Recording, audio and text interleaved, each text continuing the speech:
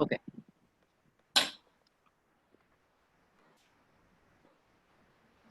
Okay. So,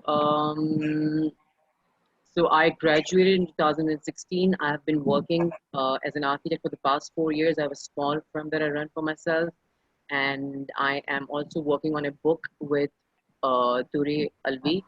And besides that, I and Hafsa are working and collaborating on multiple tiny projects. Um, we'll have Hafsa now to introduce herself. Hi guys, my name is Hello. Hafsa and hi Bahram. I recently graduated, I guess you could say recently as opposed to Khizer, who was my senior, and I graduated in 2018 December, so I was batch of 2018 architecture.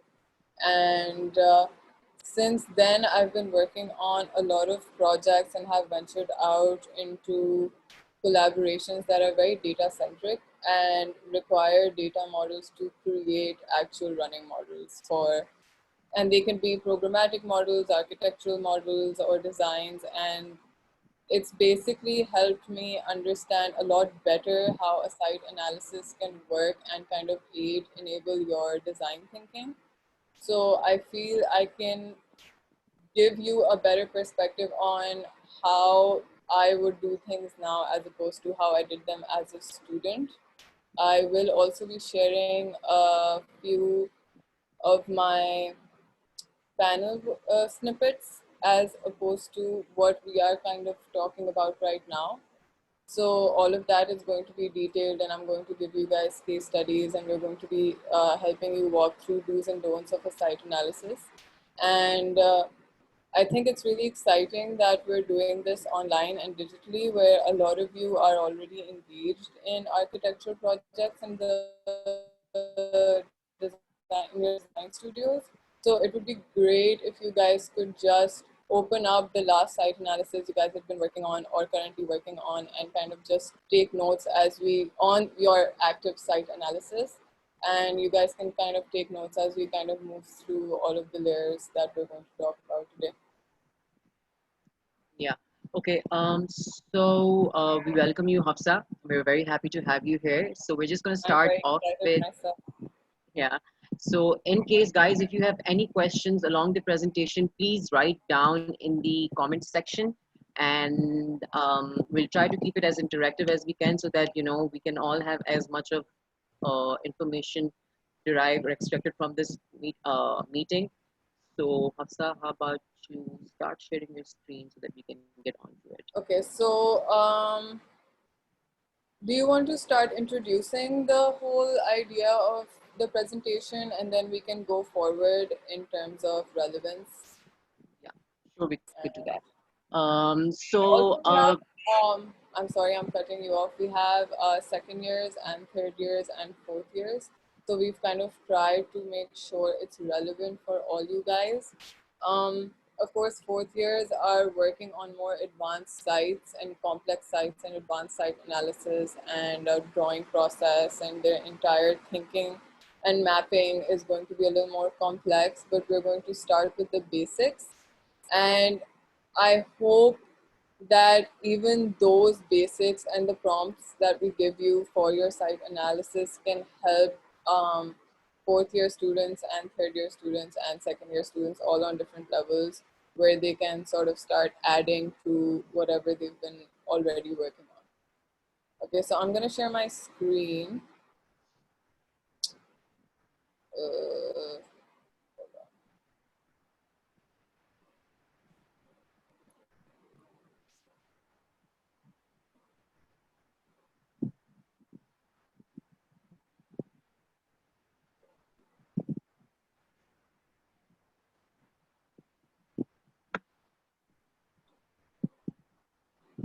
can you guys see my screen? As yet. Khizer, can you give me a thumbs up? No, yet. Not as yet. Oh, yeah. Uh,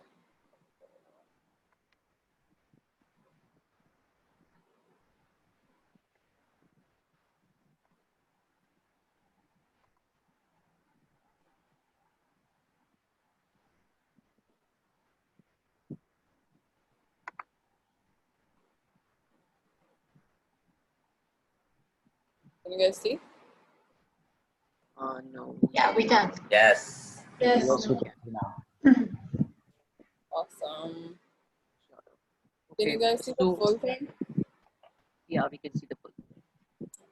So basically, this presentation is designed in a manner so that we can basically introduce what site analysis really is. But the main chunk, the main idea of this presentation is going to be mainly focusing on how can we actually visualize whatever data or statistics or observations we're collecting. What is the best convenient way so that you can visualize, you can present it in a manner that every can actually get it and comprehend it on their best pay levels.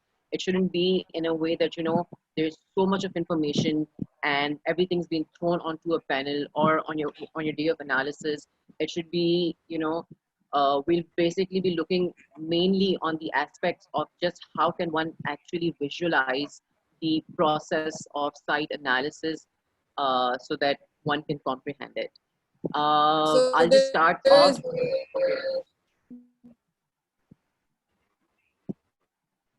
hear me? I think I can hear my echo through your microphone. If you could just check that, Khizer. But yeah, basically what Khizer said, I'm just gonna go over it once more in terms of how we've compartmentalized it for you guys for this presentation. And essentially all of you go through three main phases of a site analysis, which is mining, visualizing, and mapping. So when you're mining for information, you go on to your site, you use primary research, you use your secondary research, you're using a lot of different sources. And for when you are mining, then you kind of start assembling your tools for mining as well. So we're gonna go over that as well. And then then we're moving you guys towards understanding how to visualize all the information that you have mined. So a lot of times when you're looking at information and you're observing it, you may not be able to visualize it or may not feel that it's necessary to put it on your analysis. But it becomes very necessary as you move forward with your design process and you start studying the site more in depth to give whatever you've done more context and really help create a narrative as to how you are visualizing your site and how you kind of got there into perceiving it as whatever you are presenting it as, right? And mapping would then be how you walk through that entire journey and how you then put all the pieces together and create a narrative holistically. Okay. But for this presentation, we're just going to be mainly focusing on the visualization aspect. We're not going to touch mapping for now. We're just going to introduce what really is mining, because obviously before you could visualize, you need to mine certain information, right? Can you go next, Hafsa? Okay. So, while you're in the process of data mining, always remember that there's basically two kinds of data. One is your hard data, and then the other is your soft data. So, for example, we have second year students, and we have fourth and third year students over here. So, at initial levels of your studio design, maybe you might just be focusing on the hard data aspects of it. But as go into more detail of site analysis, or when you're analyzing urban sites, that's where your soft analysis really comes into process. Your hard data is basically something that is effect, and your opinions don't really count. Whatever is being put down in an analysis, which is termed as hard data, have to be straight away facts. Scientifically and geographically proven, basically, Yeah. information. Yeah. Valid. Yeah. Whereas in soft data, your judgments and your opinions really come into matter. How are you basically looking at it? And also, when you're given a project, your soft data and the analysis that comes out of it could be very different on the same site for two very different projects. So, that's where soft data comes into play.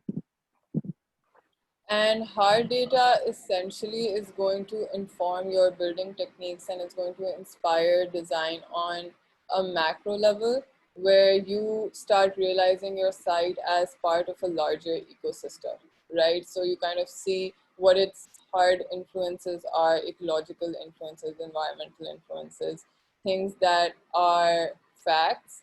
And then, so obviously, to become a part of that ecosystem, that information then informs your building techniques or innovation that you want to work around in terms of materials or things like that. But then soft data will inform your programs and functions, because you will be analyzing cultures and you'll be analyzing neighborhoods and different layers, on-site activities as such, to sort of add more dimension to your hard facts, right? And then when you move on to site as an active network, you kind of, actually when you start from hard data, you start realizing your site as an active network, and you see that most of the data you've collected or you've realized and put down is all interconnected, and there's different influences and different forces that are working together. So to realize that as a network is very important. So you kind of move from understanding the strength of one force or influence and how it will or will not impact another force or influence. And then obviously in the end, how your design kind of gets plugged in the middle and starts influencing everything else around it. So visualizing this network is really important. For most of my student years, we would do it on plan. So like your sun path and wind direction and contours and all of these things kind of became like second nature and became like, okay, this is the first initial layer and then we're going to build on it. But when you restrict yourself to a 2D drawing as opposed to a 3D drawing, you may not realize some impacts or influences of your actual network and the actual kind of you could say the scope of the network that there is. So when you start visualizing your site in three-dimensionally, you start seeing it, you start creating axos, you start with a basic axo and build on it, you have a deeper understanding of how these networks are actually working together and why they're important. So you sort of move away from feeling that this is just the first basic layer and the site analysis kind of comes on top, but this is where it really starts. Yeah. It's the beginning of all of the complex relationships that your site has. It's just as basic as for example, if you go to a site for, let's say, site analysis, never look at your site as if it's inert or there's not much happening to it. You need to really, start putting up, those Instagram filters of your eyes and start looking at the site as if you can, you know, uh, visualize those activities of complex relationships, so that when you're designing, your design should intervene with these complex relationships. The active network that basically is there, stays there. Your design should be just as active and should respond to all those networks that are there. And a lot of times what happens when you're in the process of site analysis, you don't realize that you're missing out on a lot of active networks. If you're not aware of these active networks, you cannot address them. And if you can't address them, your site or your design might come across as alien, no matter how strong your conceptual development might be. We often do look at site analysis and look at it as a mere very basic or a pre-step of designing. I mean, that's the You can basically design. never reach optimum functionality in your design without acknowledging these networks. Yeah. Your design may be functional, but the optimum functionality of an architectural design will incorporate and very consciously accept these Yeah. networks. And there's literally no stopping to it ever. Like, you can keep going on. You need to set those limits to really understand where to stop. But site So analysis can go on. I think we also don't want to get carried away because there's so many layers to like each slide that we're going to talk about today. But I quickly wanted to go through some of the prompts that you can use to create active networks on your site plan or your axo drawings. For example, sun path, wind direction, pedestrian public access, contours, noise, vegetation, vehicular access. These are just some of the basics. So essentially what you should do is map out key plans or key maps of these networks working independently. And then you can sort of start putting them together and layering them on top of one another on a single plan. And then if you feel that the networks are complex enough for you to be able to explore them on an AXO or a 3D, then you should go ahead and do that as well, right? And so that's essentially the visualization aspect of it, how you can start, how you can kind of take baby steps one by one and put it all together and have a more populated network drawing. Site, location. Yeah. So obviously, as you know, you're given a project. The first thing you really need to know for you yourself to reach the site is the location, right? Location really matters. But when you're talking about location, you're not only going to look at the location of that project in respect to its neighborhood, but you have to keep zooming out until and unless you can actually make all those active networks connected on a base level, right? Now, since we're talking about location, we need to understand that distances, time being traveled, the amount of resources required to travel between the site or a major landmark. So site location could be as zoomed in as a walking parameters of, let's say, 2 minutes, or they could be as zoomed out. Like, for example, if I was given a site and I have to do a project, let's say somewhere in Sri Lanka, right? So I try to locate myself to the site, keeping in mind the capital of Sri Lanka is Colombia, right? I'll see, how far it is to basically start off developing how can I myself reach a site, right? And then, once I've done that, then I'll start putting up all of this data onto my drawings. Now, for example, if you look at the central drawing, um, um, can I like draw on top of it? I think I can. So your site is over here, right? Now, one very basic, there's just these eccentric circles around the site, and the distances or time traveled has been mentioned. So you can always, with this kind of diagram, you can always, you don't have to like separately write time and distances for all the uh, sites or cities or neighborhoods around the site. You can just do it by single representation like that. So your representation needs to be as simple as possible, yet it should deliver as much of information as it can. Whether you need to remove the. So also one thing I want to add for location was just to give you, again, I'm going to keep going back constantly to how we would practice site analysis or visualization of a site analysis as students. And location may marking your location on a map that is zoomed in and then zoomed out is not enough.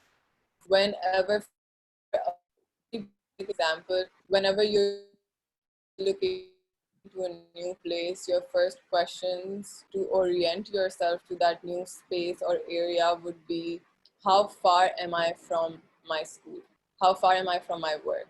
Am I further away? Am I closer? Is my new location closer to a commercial space? Do I have access to a market area? Do I have access to, a religious space? Do I have all of these? So you have all of these questions and you kind of start orienting yourself through mapping out distances. And that I feel like is really important. And the key maps over here are an example of that. Sorry. Like for example, here we move further and we're talking about now locations with a larger radii, right? And we start mapping out landmarks and we start mapping out public spaces and distances from public spaces to local spaces. So it's really just about orienting yourself and your doer to distances and to your spaces and to really talking about accessibility. So that's your really first access, first look, rural, urban. If I have a site in Gharo, I would want to know how far away I am from the city. I would want to know how far away I am from amenities. I would want to know how far away I am from public health facilities. So all of these things become very important for me to also develop a program and really understand the brief, whether the brief and what it's asking for is valid or not.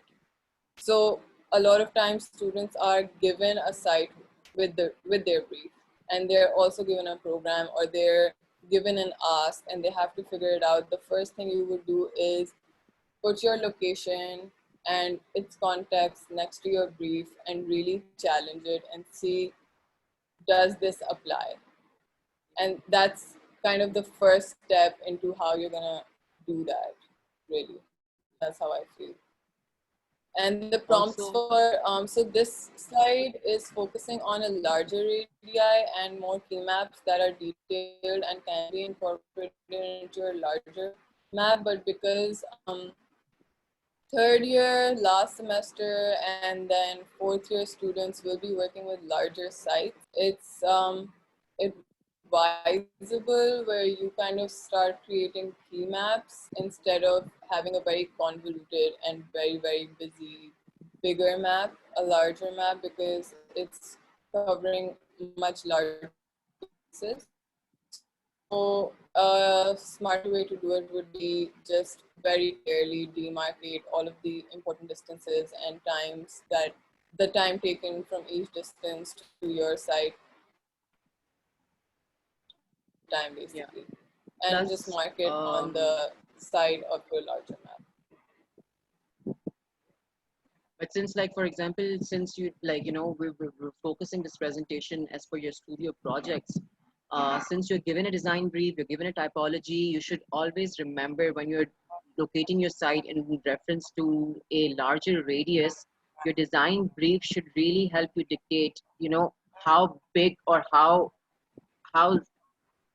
कि आप कितना उसको zoom out करना चाहते हो. You should always know to never exceed, like you should always know what your limits are, so that your analysis or whatever information It you're also mining helps is you just set enough your own radius for analysis.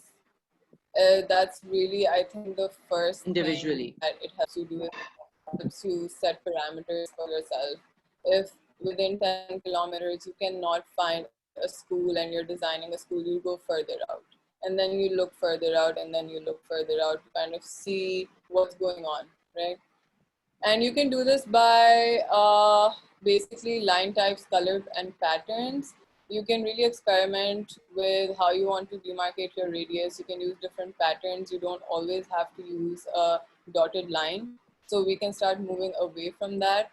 And you can start using different shapes as well for marking different distances. For example, if I want to mark a distance from my site to public facilities, I'll use a different shape. And if I want to mark distances to private facilities or private recreational spaces or private property, I will use different shapes or color or pattern. So that kind of creates a very clear demarcation, so that when you go back and revisit all of your plans, or your juror is looking at your work while you're explaining your design, it should just be visually there and not kind of lost in words and text and so multiple maps and multiple drawings, so you can really at the end when you're presenting enlarge and focus on eventually what you started taking from the site and designing.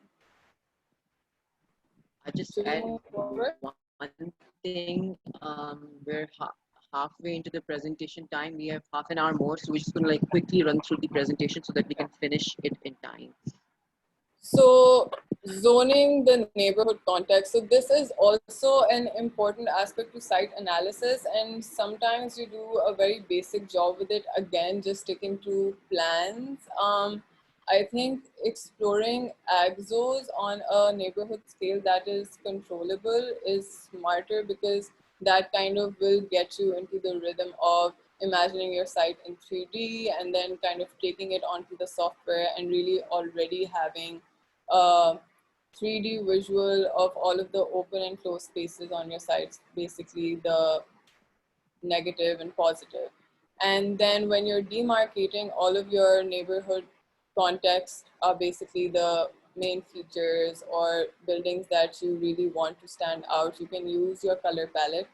You set a color palette for your presentation, and then you add accents, such as here we were going with more earthy tones, but I wanted to highlight the civic center, and I wanted to highlight the council chamber, so I used accent colors. So that, yeah, I just want to add, like, right after your location, like once you figure out your location, when you step into zoning, now zoning really helps you list down what all you really need to analyze. For example, what are are there any layers of vegetation there? If there are, okay, so that means we need to study each and every plant there. Okay, what kind of buildings are there? What are the users within those buildings? How are those users interacting with our site? So it basically sets up a list of contents for you.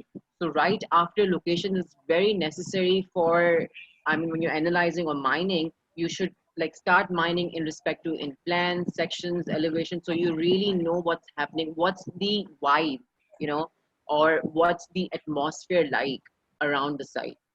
And zoning could also doesn't have to be just one kind.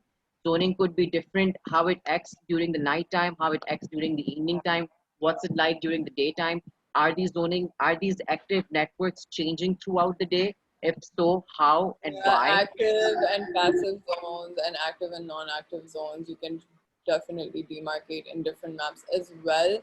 Again, anything that you're studying or representing visually doesn't need to have one single drawing and all information you have on that single drawing.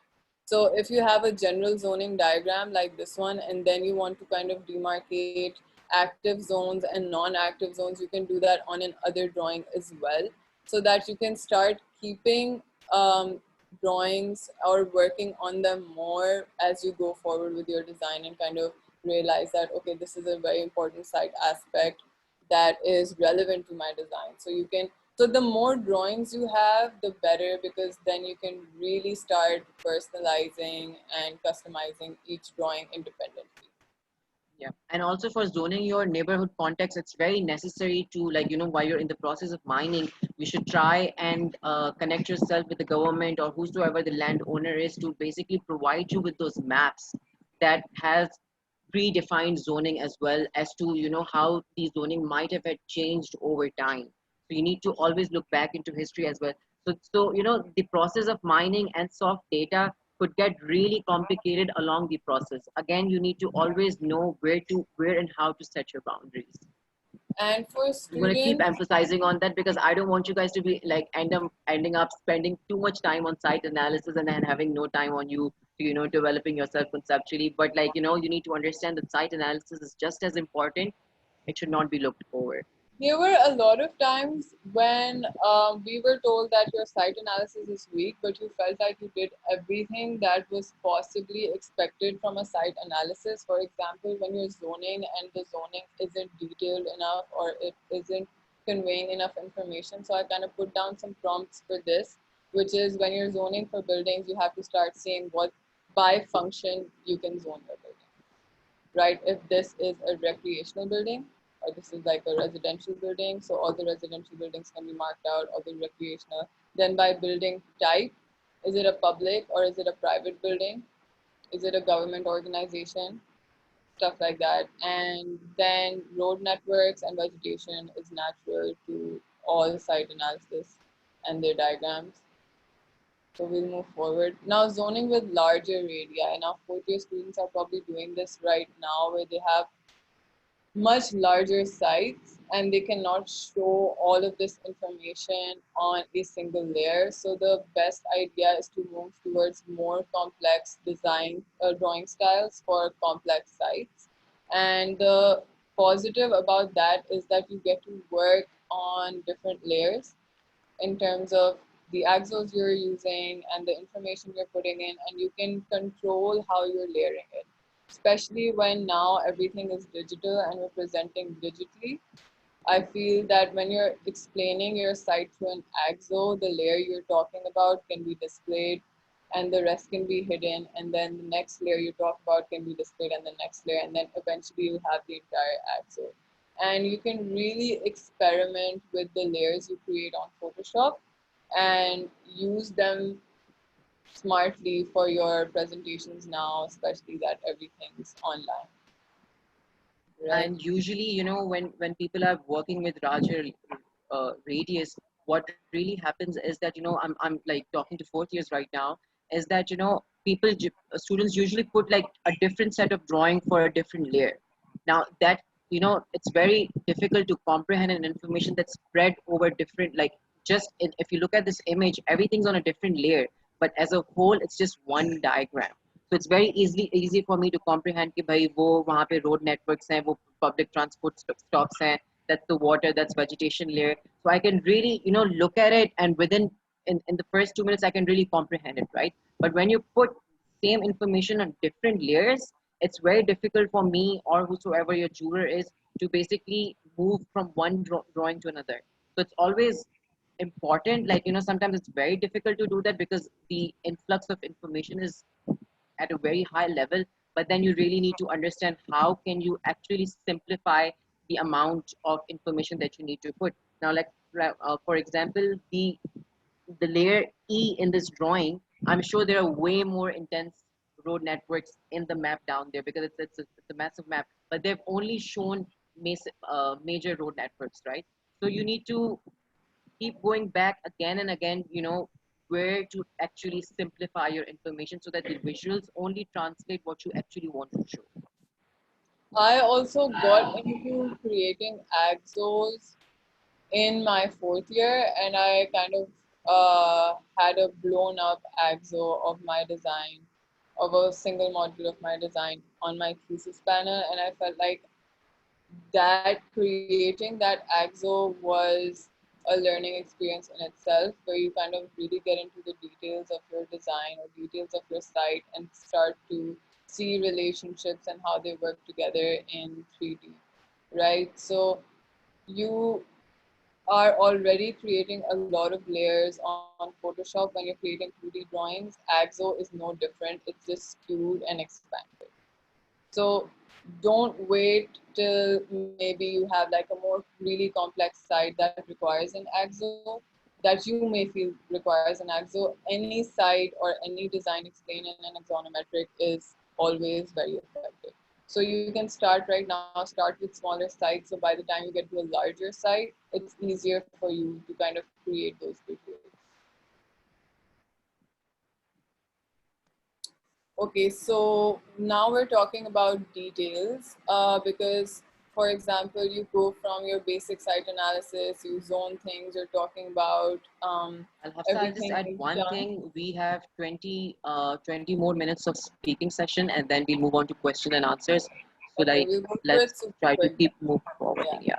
So now that you're talking about the bigger chunk, larger chunks of your site analysis and the larger layers, and it's time for you to kind of zoom into your soft data, where you're understanding culture, you're understanding built conditions, you're understanding sensorial experiences or observations. That's where you kind of start sketching things out and start analyzing sketches.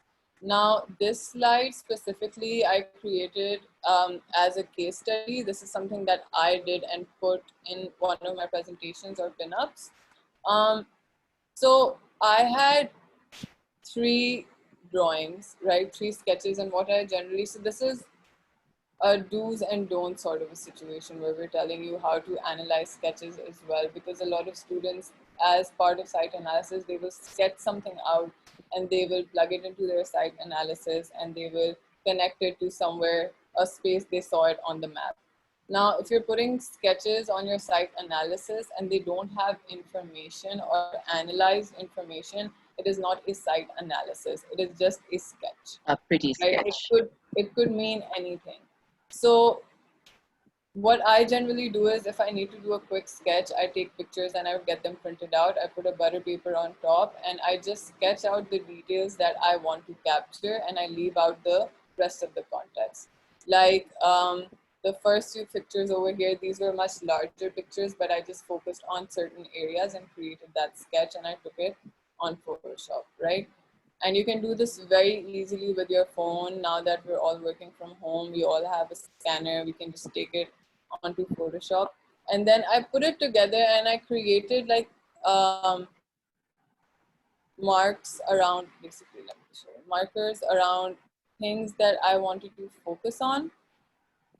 And then I wrote points about what I wanted to research on based off of my observations, which were ad hoc building and ad hoc techniques of raising the ground floor because this was an informal settlement, and how there are so many environmental concerns because there's kachra everywhere and there's kettle there with the kachra and there's people living together and it's just everything's deteriorating. So I want to focus on that, but instead of analyzing my sketches, I just put markers around where I wanted to kind of point out what I saw and I just wrote about it.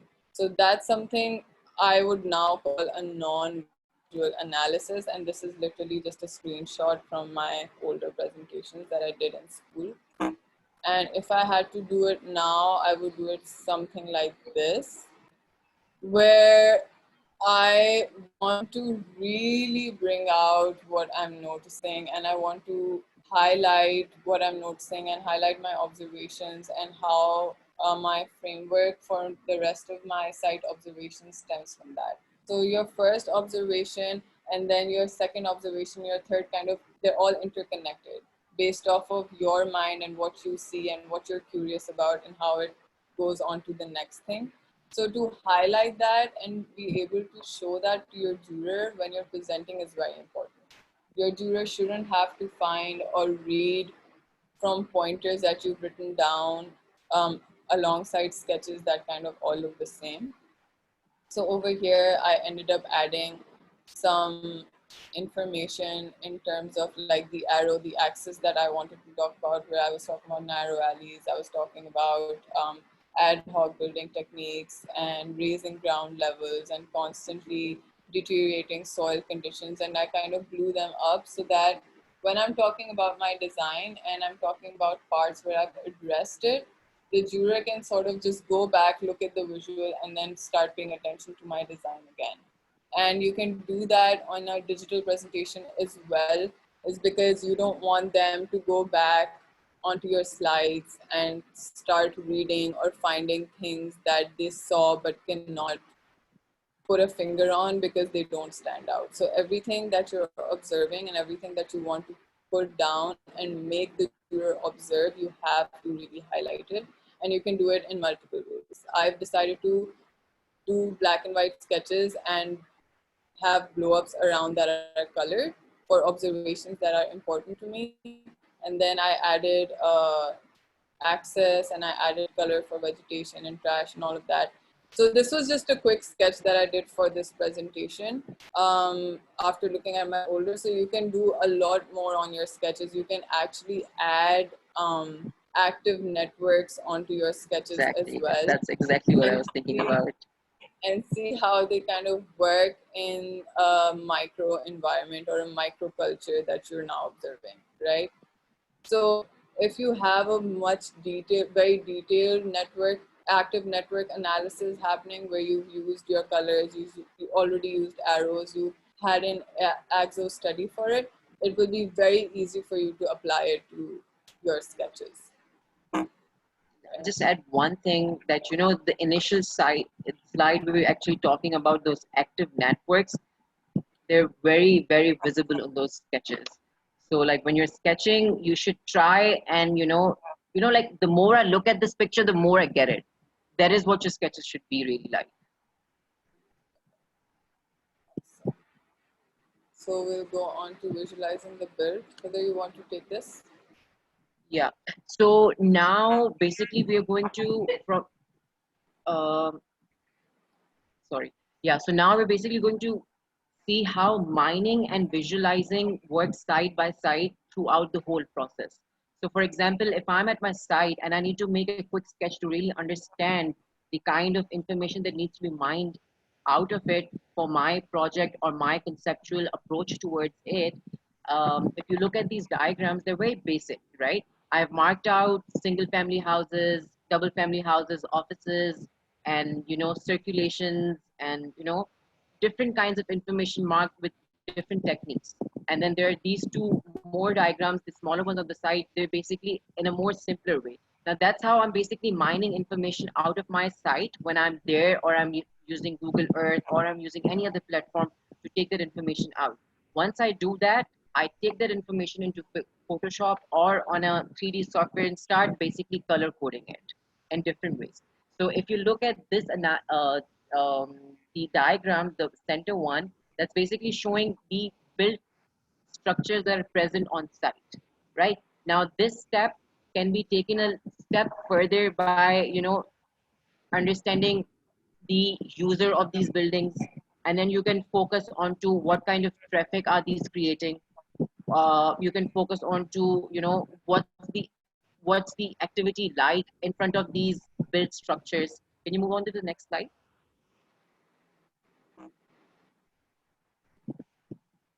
Yeah.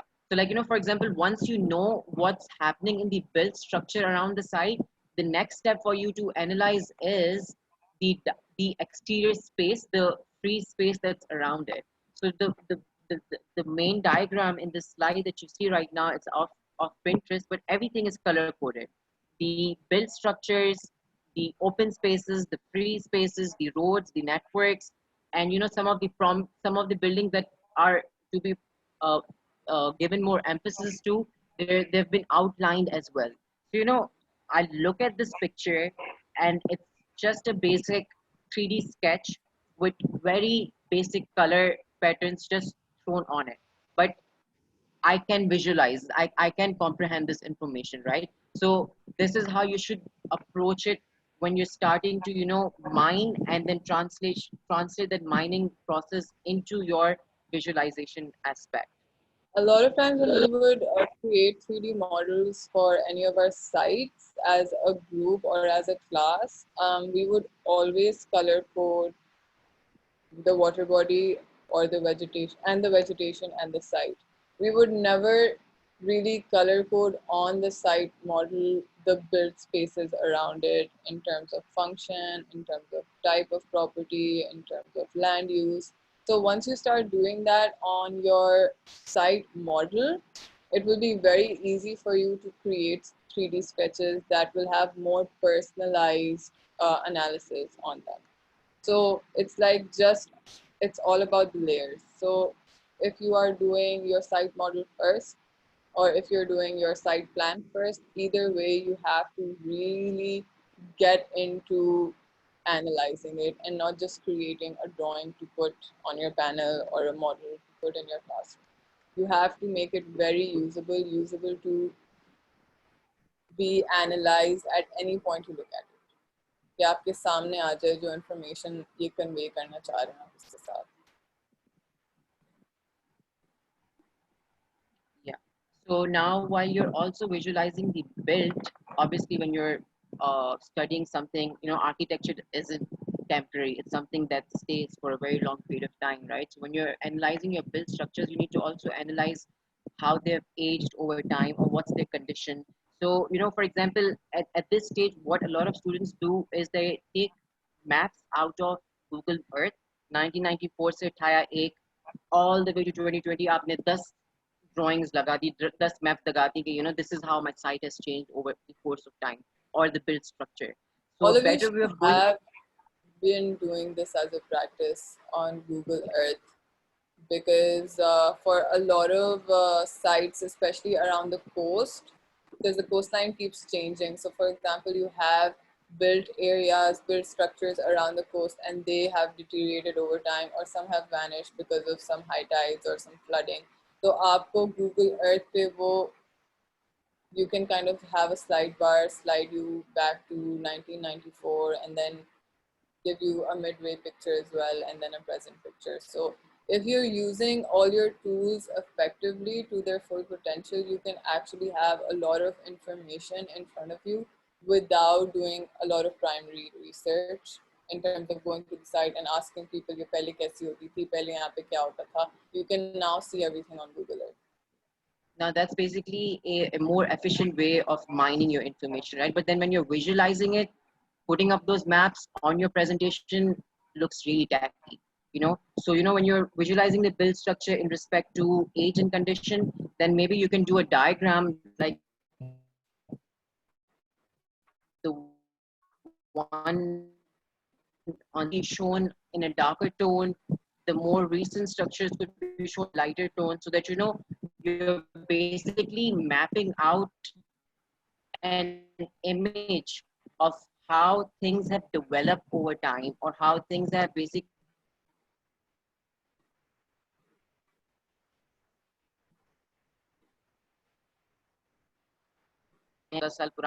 right? And then when you start putting those colors up on a larger scale of presentation or a smaller one, so, you know, you could easily, you know, just translate that information to your juror or whosoever you're presenting, be it, you know, in a professional world.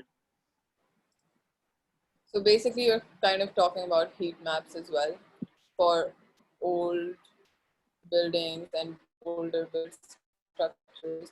You can actually create heat maps for anything. You can create heat maps for the density of restaurants around you or the density of parks around you. You can do that for anything. So it's just about how creative you want to be with your visual representation. I think. Khizer, are you with us?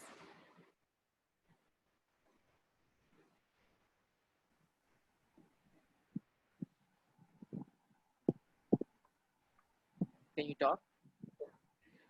Yes. Did you hear me? Can we move on to the next slide? Yeah, now.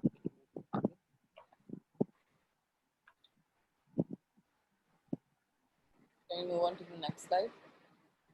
Yeah, now you know the build structure, what's built, what's unbuilt. Now you need to look into, like, you know, how are these built and unbuilt connected with each other using the road networks or the movement within, you know, vehicular or pedestrian. So now that's what you need to start mapping out, both in the step of mining and in your visualization as well, right? So now, for example, my project has to do more with, you know, vehicular traffic, right? So my emphasis is going to be like, I'm going to use stronger gestures to show my vehicular transportation around the site instead of showing pedestrian. Or if, for example, if my project has to do something with public spaces or, you know, human activities, then I may not be looking at vehicular traffic as in detail as much I might be looking at pedestrian. But, like, you know, that's how you can diagram it in the process of mining, and then, you know, maybe color code it, and then start putting pictures, making mind maps and connections, and, you know, all of those to basically visually represent that. And when you're talking about vehicular circulation, it's not necessary you show it with arrows always. Depends on the size of your site, depends on the size of your road networks. You want to fill them in, you can fill them in. You want to use arrows, you can use arrows. You want to use diagonal lines, you can use diagonal lines. You want to use patterns, you can do that as well. So to get stuck with how to represent it on 2D will waste a lot of time. It should be very intuitive, where you're just using patterns and colors and symbols to differentiate one analysis or one demarcation from another, right? And then the ones you end up keeping and using in your design, you can always refine later. So I'm gonna move on to the next one. I think we'll just like skip through this slide real quickly, because I mean we're short on time as well. वही बात हो गई उस slide में भी, but वहाँ पे vehicular analyze कर रहे थे. We're analyzing pedestrian and that. We'll give you guys the presentation if you guys want to look at it in more detail later onwards. Now, visualizing significant architectural features. Now, for example, right, I've been given a project that has to do with culture, or it has to do something with, the history of architecture, or if it's a museum or something, then I'd start basically looking at, what prominent architectural buildings are around my site. For example, if I'm doing something in Sadr, now that process of mining is going to be very extensive, because there's so many heritage buildings there that need to be studied in an extensively detailed manner, so your design could derive out of it. If you guys attended Beals and Leon's Architectos presentation a few days back, their projects were all about architectural features and how they modernized the history of Chile using that analytical study that they must have had gone through to basically bring them up in a more modern way the design has to be, right? So if there is a very important or significant building structure or anything, you need to, like, analyze it to a detail that you're also, like, looking at how the door handles are working on the site.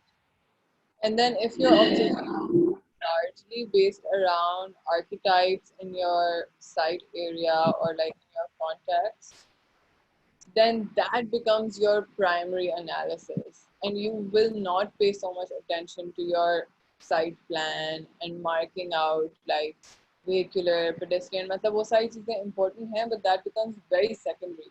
Because you're first, based on your project, if it is exploring architectural culture of a certain area, you will need to make the architectural analysis of that area your basically primary. And to and really and go and it doesn't really mean that you start, the very initial thing that Hafsa spoke of, that, you don't just start sketching your buildings, you analyze them. Maybe you put graph sheet on top of it, try to see the geometry on the facades, you try to see, how the facades have changed over time, how the facade is and acting with it's the road. really interesting And you actually brought up Sadr for something like this when we're talking about this slide, because I also did a project in Sadr during my 4th year, and most of my analysis was based on the facades around my site, right? And my mid-jury, I put up a really big site plan and I put all the information I could in it, and everything else was like secondary. Niche मैंने बात की हुई थी, but the site plan was much bigger because everybody was putting a certain size and I wanted to match that. But my site analysis came off as very weak, even though I had all the information and I had been getting really good fits on my site analysis. So how you present and how you visualize it becomes important. Essentially, I should have not given so much importance to my plan, and I should have given more importance to my sketches, my elevational drawings of the facades I found there, of the analysis that I did on those drawings. Those things will become important. Those things must be larger, and those things must attract curiosity or enable curiosity or attract attention of whoever you're presenting to, basically. Or you can always have smaller key maps if एक छोटे plan पे नहीं आ रहा है सब कुछ, but then you decide how you're presenting and what is your primary analysis, right? So this is where you are basically developing your conceptual ideas for your project, but you're still in the process of analyzing your site. So you need to really focus just to what Hafsa said right now. कि करना क्या चाहते हो तुम?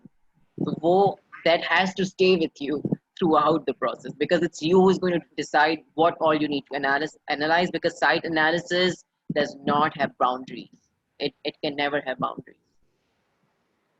Can you There's move? once you're curious enough to explore, you will keep finding more details and more details and more details, and there's never enough layers.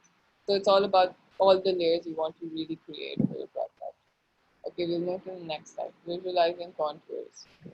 I think this is one of the most like favorite exercises that students do with their site plans and site models. Yeah. But like, for example, अब जैसे कि a lot of times we don't actually spend a lot of time studying the contours, because we don't really know what platforms could be used to extract. Understand what they mean. Yeah. You just create them. Yeah. अब जैसे for example अगर आप लोग अपने contours को बहुत detail में study कर लोगे and if for example your site is in a place where it rains a lot or something like that, or you know your design or your design project has to do with spaces being layered, you can't really know how to layer that, or you can't really know the movement of water around your site, or what is going to be a convenient slope for people to walk around your site. So if you really analyze these things, you don't have to think about कि मैं अपनी circulation site पे कैसे रखूंगा. Your site is exactly telling you कि भाई यहाँ से इन लोगों के लिए चलना आसान है because यहाँ पे इतना steep नहीं है. So your site basically starts to guide you to what your design process, or how you should be placing your spaces around it. Also, there would always be a lot of confusion when we'll be doing contours on, like, a sloping hill does not look like this. It does not have defined contours. So how do you then define contours? How do you extract contours from Google Maps or Google Earth? So Google Earth also has another feature that gives you the elevation or section of your drawing, right? I remember taking out a few sections for my coastline project. And so it can really do that. It can help you with the height and variance of in the height. Or if you don't want to use Google Maps and you really want to just go there and experience it and really mark it out yourself, you can measure the slope based on your ground level and then your top level. And beach may you can take steps and mark distances and get your height compared to ground level compared to your top level, and you can just have a coarse idea of what to put on that is actually a hard fact, and all the intermediate contours can always be assumptions as long as the main contours or the main levels or the more prominent levels are accurate. We'll try to wind up the presentation in the next 7 minutes, let's say, so that we can move on to so now Just the last one, I think. अच्छा, okay. क्या बोलते हैं इसको? Now basically if you really know your contours on site, you know how to work around your drainages and the movement of water or slopes on the site, and where your sewage lines are. Your site starts to really dictate कि भाई how you're going to start designing on your project, because a lot of times your site analysis is something that's an exercise that you've done to initialize the process, but then it's always kept on a side, and then you start conceptualizing stuff, and your design process is always influenced by how you conceptually want it to be, but your site analysis and how your building or design is going to respond to its surrounding is just as important for a successful project, for a successful design that caters to problems that are there on site And exist. then again, surface drainage and things like these, which may or may not be important to some students and may be more important to others. Then you can actually visualize them and mark them down in a way that is more or less detailed based on your own project and your own observation and your own approach. So if your brief is more about exploring water issues or surface issues or surface articulation or soil or jobi, you can basically base your representation of that. If your brief or program does not ask of you to go in so much detail, so you can just marker it around and just have a parameter for your own understanding. Okay, these are my physical parameters, physical elements actually present on site that I cannot ignore. I think I'll have to cut the presentation short. In case if you guys want the presentation, you guys can email me directly on my email address and I can send it to you, because there are more slides, but since we're short on time, we'll have to cut it short. I just like Hafsa, if you can only go on to the site appraisal wali slide. Oh no, this It'll be the presentation is this. बिल्कुल last वाली जो होगी. Oh, This okay. is the last slide. Can you like open that slide? Just the appraisal one so that we can just like show them. The last slide. This is the last slide. Okay. Yeah. ठीक है, चलो सही है. Okay then. Yeah. I hope it was helpful for you guys, and we did not touch on the topic of mapping. We're just focusing on visualizing, because mapping in itself is a whole different study of how you basically put up your presentation. Yeah. So in case if you guys have any questions, we have 20 minutes for that. And you guys can start writing your questions in the chat box, or you guys can raise your hand and ask your questions directly by unmuting your mic.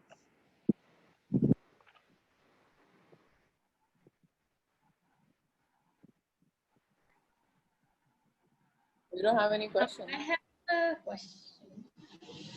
We have Zara. Yeah, so I have a question about the scale of your presentation, right? So I understand that now in this time, we'll be presenting online, and this is all we get, right? Like, I think the flexibility we had on the panels was quite different. And now that we're kind of limited to the screen, you were talking about the layers, and you said that if the layers are kind of spread out on different slides, it's quite confusing to have a coherent understanding of the site. But unfortunately, we're just limited to one screen, right? And I understand your point, but like in most of these slides, I was trying to make sense of the site, but I think from a presentation point of view, I understood it, but not from the project point of view, only because I couldn't read what was there, what the keys were representing, what the project was about. Because you have so much experience in this, can you suggest something that could work for all of us in terms of being able to present it on the screen? The scale of things, perhaps? Do you want to take this one, or like should I start and then you can add on? You can start. I'm just trying to. So the first thing would be to keep everything as visual as possible and not use a lot of words, right? When you use words or you're adding pointers, literally just for yourself as mental notes that you kind of want to scribble around your sketches. But as long as you're making everything visual and everything is visible when you are going through your presentation again, I don't think that should be a problem. For example, this slide where I've blown things up, you can see what's happening. A lot of other projects, a lot of other, basically this, for example, now I understand where you're coming from, and you say, okay, you can't use such complex drawings to represent your data because you have a very limited screen size.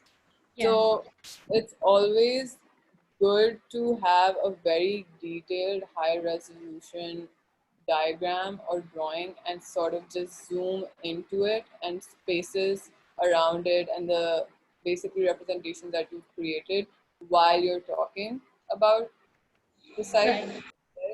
So it's really, at this point, you're innovating. You have to find solutions, and you really have to work with your drawings. You create your drawing, you see, you put it on your screen, and then you play around with it. Maybe you have to brighten up some colors, and maybe you have to shift your palettes, or maybe you have to shift to different technologies and find new softwares that will allow you to do more than you can, you have been doing. So it's really just problem solving at this point. But I would recommend that zoom into your drawings and create high resolution drawings when you are using it for a digital presentation, especially. Right, that makes sense. Thank you. So I'll just move on to Mahashik's questions, and we'll answer the question about what's the difference between site analysis and appraisal by the end of it. Hafsa, Maha wants to ask, what's the difference between bubbles and schematics? What are the other ways of thinking in 2D and 3D in parallel, especially if you were studying light and shadows in great detail? Time lapses, but like you, Hafsa, you can go in detail. Okay, so the first question was, what's the difference between bubbles and schematic? Yeah. Like schematic of a site? Schematic could be of anything, schematic.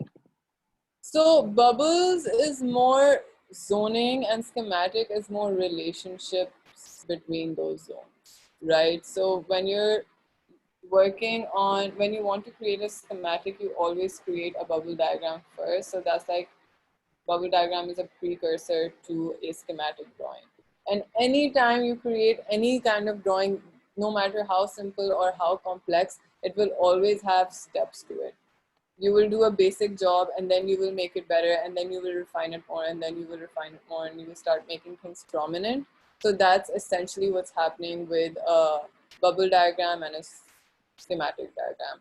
So bubbles means just bubbles with some arrows connecting them or lines connecting them. In a schematic, you start introducing arrows, you start introducing movement, you start introducing access, right? And you visualize all of these things through different design elements, visual elements basically. So that's the first question. And the second is, what are the other ways of thinking in 2D and 3D in parallel, especially if you're studying light and shadows in great detail? and what year is Maha in? Maha, Third year. Susan? I can't hear. third year. She's in third year. Okay, so you're pretty much, I think you should be familiar with SketchUp. That's how I would do it personally. Everybody has their own comfort zone or their own challenges that they want to kind of address when they're drawing or developing their skills. So I would work on plan, and then if I wanted to study light or if I wanted to study shadows or study anything in 3D, I would just do a quick SketchUp model for it. Like it would just be like blocks, solid blocks, raised up based on the information that I had for height of the buildings and the network of buildings around me. So it would just, and then you can always, and if you want to do a very quick study and if you don't really want to spend a lot of time drawing it, you can place it in a way that in a manner where you think this would be a good position to analyze this drawing and get a printout or take it to Photoshop, take a screenshot and start analyzing it, right? Unless you want to start drawing, then you can always extend lines from your plan and create axonometric drawings. You can also do that. But I always, in third year, I think I was really working with SketchUp for all of my 3D problems, no matter how basic. So there was a question from Mariam Ayub. What's the difference between site analysis and site appraisal? So basically, your site analysis is the process of analyzing whatever information is coming your way, right? Whatever you're finding out, you're just like jotting that information down. You're collecting the data, you're collecting the schematics, you're collecting all of that information. But your appraisal is basically what information you're picking up from that and really using that for your own benefit in respect to what you're going to be designing on that site. And so basically, once you're done with your site analysis, you make a plan or a 3D or a section where you start putting in just that information that you want to focus on, and you let that information dictate your design process and schematics as you go along. I'll just share my screen to give you an idea of what I'm talking about so that you get what it's actually, okay, hum kya baat kar rahe hain. For example, if you know, this is for example my site appraisal, right? Now my site appraisal starts to really dictate what my design is going to look like. For example, the form of my building is being dictated by the sun path. The circulation patterns of the pedestrian are defined within the project, and then you know the circulation of vehicular or wind direction or whatsoever is there is also basically creating these thoroughfares within my project. So for example, if there's a site, In this, what Khizer's drawing would be, he's highlighted the influences he wants to work with. Yeah. Right? So all the influences that you really want to incorporate your design or use to dictate your design is going to be part of your appraisal and has to be part of your appraisal, so that it's your personal understanding and personal reflection of what you've taken and analyzed from the site, and that your appraisal is going to make your site analysis unique from your other students. Analysis method, there can be a lot of overlapping information, and the way you represent it can also overlap, but then your appraisal will be very to you and your design. Like, for example, a lot of times when you're in fourth year or third year and you're given a site and it's a very big site, so everyone's basically start doing site analysis together, right? And what usually happens is कि उस process में we have students के भाई you do circulation, you do vehicular, you do आप zoning करो. That should not be the way of really dividing the work. There should be a team of people who are basically going to define how you're going to present your site analysis, because at the end of the day, it's really about how you're mapping out that information. So that team of students or those students are basically going to develop a color scheme. And for example, someone who is doing circulation patterns on the site, that person would exactly know what colors or what signages or what schematic patterns or bubble diagrams should I be using, so that at the end of the day, when you're basically putting out all that information together, it should be very cohesive. So, even when you're doing site analysis, so you divide that work in a way that it's not everyone's doing a different topic of analysis while doing site analysis, but it should be divided in a way at the end of the day, when everything's put together, it's very cohesive. And then, when that site analysis, but when you're on your appraisal, like I personally, right after analysis, I love doing my appraisal studies, and sometimes I make multiple appraisals, because at the early stages of your project, you're not really clear as to what approach you want to your design, right? So maybe you can start with a multiple set of appraisals and see what really works out for you as you conceptually develop yourself into your schematics and your design process. Can I ask another thing about the slide you just showed? Yeah. So, you showed the slide about the appraisal, and then you said that you should make axos and to see how the sun path is affecting the form and the pedestrian traffic, etc. So when you made that, like there was a picture on the right-hand side in which you had this form, these two like platonic forms joined together. So when you made that, what were like the parameters you set for yourself when considering what will affect my light? Like for example, I know that the height of a building might just affect it. So did you like say, okay, these are my square footages for my programs, I'm going to put them in, and then I'm going to, make iterations to see maybe light and shadow kahan pe aa rahi hai. So before you came to that massing that defines your form, your sun path, your shadows, what did Yeah. you So consider for to example, if I actually like reshare my start? screen and go back to that sketch, because that's basically a very basic sketch. So, Obviously, when you're in your fourth or before you answer that question, Khizer, I would just want to clarify one thing. A lot of visuals that we made for this presentation are hypothetical yeah. scenarios. They're just like basic things to, in an ideal situation or in a hypothetical scenario, अगर बात यहाँ से जा रहा है और मैंने वो appraisal में add किया हुआ है, तो मैं उसके ऊपर building इस तरह से design करूँगी कि वो path incorporate हो जाए pedestrian access में, right? Essentially, like that's what you would think or do if you're adding that as part of your appraisal. But you can go on and answer. So any question that is very specific to design or what we were thinking while we made certain designs or certain, it's just kind of to show you how an appraisal can be incorporated in your design or can aid it. So, for example, if you just look at this picture, the first picture, which I like, I term as an appraisal, an axonometric appraisal for a project before like designing something.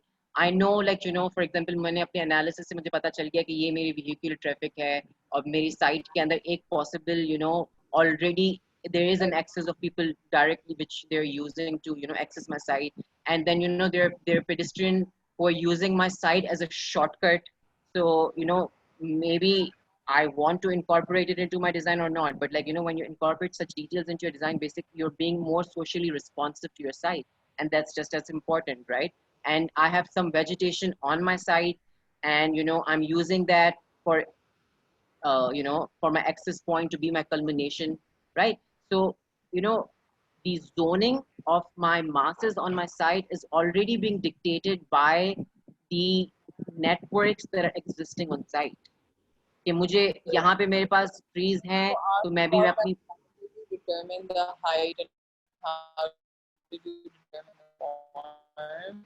So that is well, like if you can see in the appraisal, you see that you have vegetation on one side, right? And you kind of extend your building up and you stop till where you get vegetation as shadow, right? Providing shadow for the upper floor, for example. So that's one way of you incorporating vegetation into your design. Did you guys get that? Because I think Khizer, you were. And अच्छा but जब आप appraisal बना रहे होते हो ना तो appraisal is basically your site analysis, your personal approach to it, and then for example if you're using that appraisal to start designing, the first step, you know, the way we were talking about location and then we're talking about zoning, you need to whatever analysis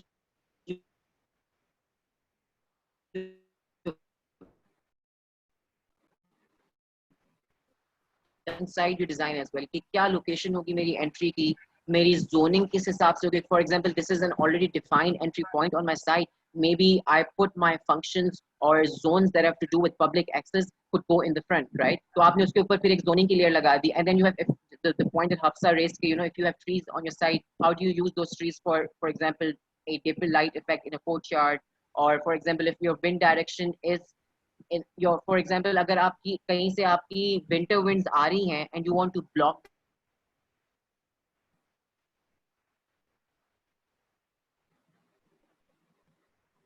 that off in your design so that your spaces have a different sensorial experience within them. So you maybe you design your masters in a way that you know you place that you do the zoning in a way that you know your higher or bigger chunks of masses are against the winter winds, and you know the ones that are not so big in scale could go towards the summer winds so that you can have those winds enter into your space.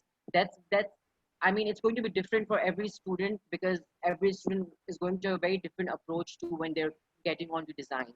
Because But after your site comes your concept, and after your site also comes your program study, which is part of the site, is part of concept also. Like people couple it with different things, but there's not just the site. There's also your concept. There's also your program. There's also the user on your site. So it's completely people will. Some students might say, "ये मेरी site की findings हैं," and I don't want to incorporate anything that I found here based on XYZ theory that I'm studying, right? So, or you can say, okay, I want to be contextually relevant and I want my design to kind of very cohesively sit in the middle of my context. So you will incorporate a lot of things that you found on your site and a lot of influences you found on your site. So it's very subjective as well. are there any other questions? But then I would also like to point out when in a case where somebody is rejecting everything they found on the site, on their site, they will have to do an analysis to tell your juror why you want to reject everything on your site. So there's no shortcut. There's no skipping the site analysis process in either case. So I think we're done with the questions here. Hafsa, thank you so much for your time and putting in all the effort in compiling the presentation with me. And I would also want to give credits to Edward T. White, who wrote the book called Site Analysis. A lot of visuals that have been used in this presentation are from that book. So in case if you want to go through that book, you should definitely do that because it's a very informative book on, you know, how could you actually diagram your analysis. And we'd also like to give credits to an Instagram page, which is called The Act of Mapping. A lot of visuals have been used from that website, from that Instagram account as well. If you're not following them, maybe you can go ahead, follow them, and you'll have an influx of, you know, how could you visualize your analysis together. That's And also an important part of being able to visualize information is following and seeing more work done by designers and artists and architects, and seeing how people are using different techniques to communicate their ideas and communicate information in general, information that can be quantified but is being represented visually. So that's a very interesting thing to notice because a lot of people are doing it very differently. nobody has a similar style. So why don't you guys just go and explore how people are visualizing data today and find an artist or designer that you kind of resonate with and your style resonates with, and you kind of feel that this is something you would want to explore. So I think we're going to call an end to the session. Hafsa, thank you once again for all the time and effort. And I believe fourth year students have a presentation tomorrow as well on site analysis, which is specific to their site.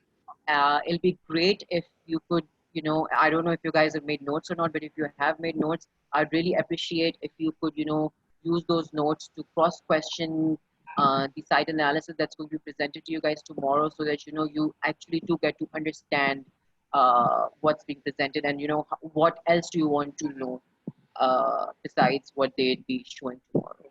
Thank you so much, and we'll call it an end now.